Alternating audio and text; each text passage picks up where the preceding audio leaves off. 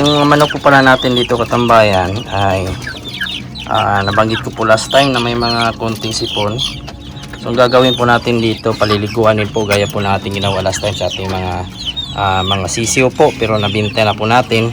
At ito din po paliliguan, bibilad sa init, at i-range na po natin yan, since pwede na po yan pagkatapos mapainom natin ng gamot. At ito na po yung ating ginawa po na arrange po nila mga katambayan. Nasa ano ito siguro 7 meters by 2 meters or 3. At ito na nga yung pasilungan nila, oh. So hindi po yan basta-basta mapapasa.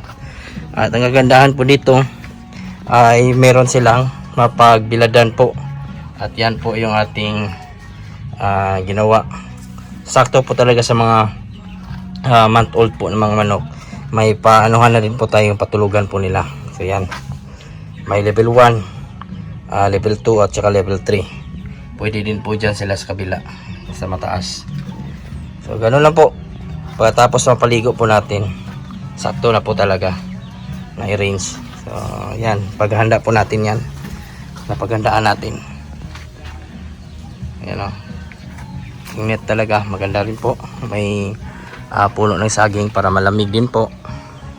So napakaganda talaga pag ganito yung setup. Simple lang pero sigurado komportable po sila dito.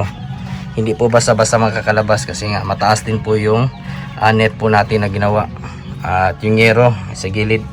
Guys, tingnan nyo po yung ating mga alagang sisiyo. Month old na po yan, malalaki na po. Nasa more than ano na ata siguro to, tumutungtong na po ng nasa 500 grams yung iba. Yung iba malalaki na po talaga, sorry. At since wala tayong detergent o ano man na pangligo sa kanila, Zonrox, yung nilagay po natin is calamansi. May antibacterial properties po yan, so walang problema po. Nakahanda na rin po yung ating gagawing pambilad. Biladan nila po, dyan natin ilagay para mabilad natin sa init. So yung gagawin natin ngayong araw. May mga sakit po kasi. Isa kasi sa problema pag nagkaroon po ng sakit yung ating mga alaga, nagkaroon ng sipon, mga ngayayat po yan. Hindi po yan nakakain ng maayos, hindi makakatulog ng maayos. At ang mangyayari, papayat kasi sa stress, hindi makatulog. Parang tao din po yan, sakit sa ulo pag hindi makatulog. Kung gano'n na lang po tayo depensa po sa ating mga alagang manok po dito sa range. Ayan, sinisigurado pa natin may antibacterial po yan na palaging iniinom twice a week. Gano'n po tayo, may sakit man o wala. Yan na po yung ating mga sisiyo katambayan, no? Napaliguan na, 2 oras niyan, 1 oras, pwede na po yan i-range dito. Pero bago pakawalan, papainumin po natin yan na Panamox Caplet po. Handa-handa na pong lumipat. At kahit pangit yung panahon ngayon, no, parang uulan, ang importante po dito may pasilungan na po sila. Nakahanda na rin po yung ating pagkain sa kanila para paglapag nila dyan, kakain na lang po sila. Yung tubig po nila, ang ginawa ko po ay yan, pinatong po natin, kumbaga mataas, para hindi po basta-basta madudumihan po, haluan po ng lupa pag sila po ay maglalaro. So ganun dapat, pwede din yan ihang sa mga gusto naman po. Ang ating mga manok, pabo, yan, walang may sakit dyan. Lahat ng may sakit nakakulong, ganun dapat. Ito na po yung ating mga may iba dito na hindi pa na nag-dry.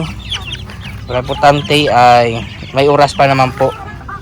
Nasa alas 4 pa po. Mga alas 4 pa. So tamang tama pa po.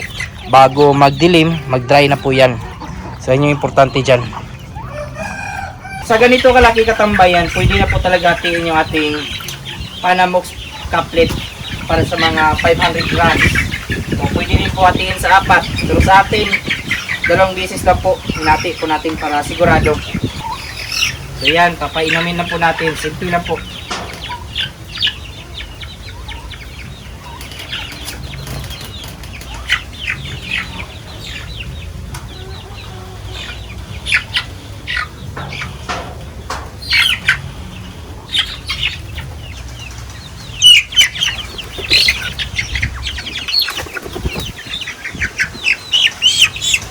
Ito na po yung kanilang ranging area katambayan, no?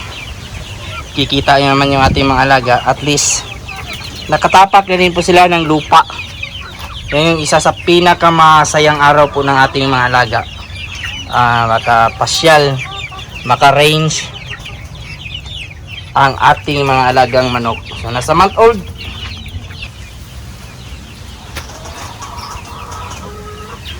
Yan, kumakain na po yung ating mga alagang manok. Gutom na po yan.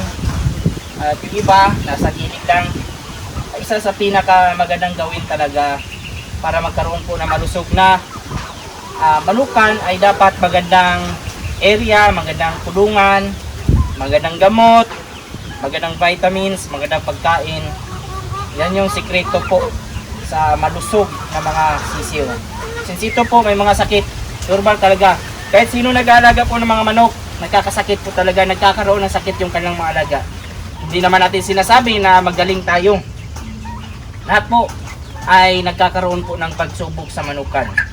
So, normal na po yan. Yung ating pagkain po, pilmiko. So yan, sigurado ako, dito yan sila matutulog mamaya. Yung iba nga lang, hindi po masyadong kalakihan kasi natamaan po ng sakit. Normal po yan, naapektuhan yung kanilang pagtubo. Pag masaya yung ating manok, sigurado po talaga yan, malulusog yan. So para maging masaya yung ating mga alagang manok, kailangan na po natin silang i-range. Isanay po natin sila sa ganitong area para pag dating ng oras po na pwede na po sila pakawalan sa malaking area gaya po dito sa labas, ay pwede na po makipagsagupaan po sa mga malalaki. So, first time pong makatapak po ng lupa. Yung iba kumakain doon pero sila ay mas pinili nilang magpasyal dito, maglaro sa lupa.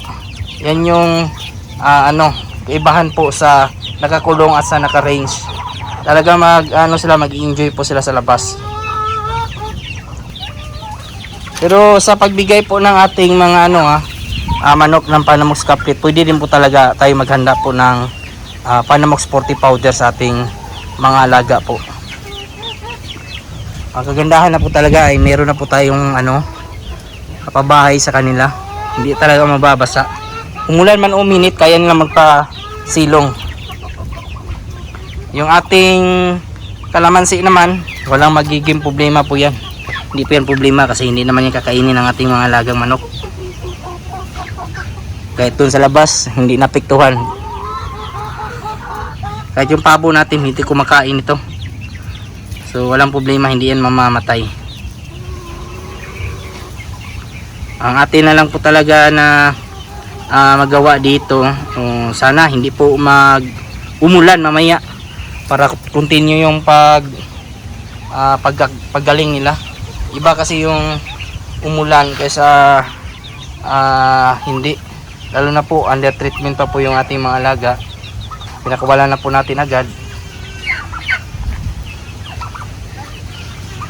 Pakain natin dito nasa yan, katumbas po yan ng Integra 2000. Ganun sana pagbigay ng tubig, yung kayang-kaya lang po nila inumin, kahit mataas. Nakapatong. Kahit 100 manok po dito na kagaya kalaki nito ay kayang-kaya po ma-cater ng ating bagong kulungan. Napakasimple lang pero napakaganda po para sa kanila ito. Nasa 30 lang naman po sila lahat, so walang problema. Kasyan-kasya yung ating mga alagang manok. May nakapasok dito ng iba.